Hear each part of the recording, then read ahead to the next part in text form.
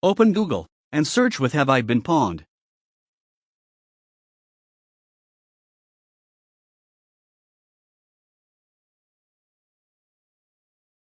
Click on the first result. It will take you to haveibeenpwned.com website. You can directly go to that website with their URL haveibeenpwned.com also. I have added the link to the video description. Now, in the search box, put your Facebook account email address.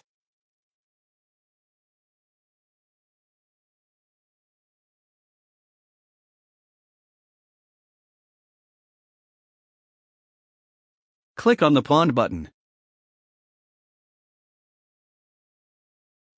Good news! No pwnage found. That means this email address was not leaked in the Facebook data breach incident. Now let's check another email.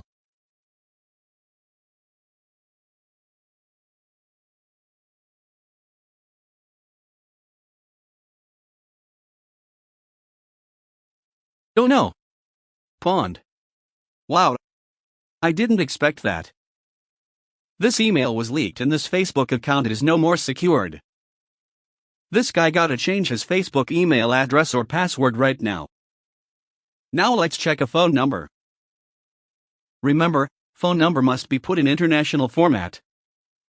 Means, you have to put your country code first, then area code if you have area code system in your country, and then the number.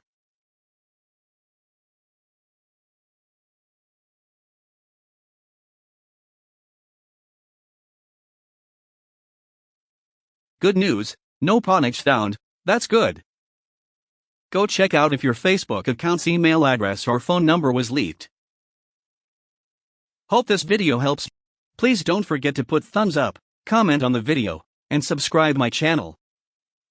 I upload new videos of tips and tricks regularly. So please click on the notification bell icon to get notified whenever I upload a new video. Thanks for watching.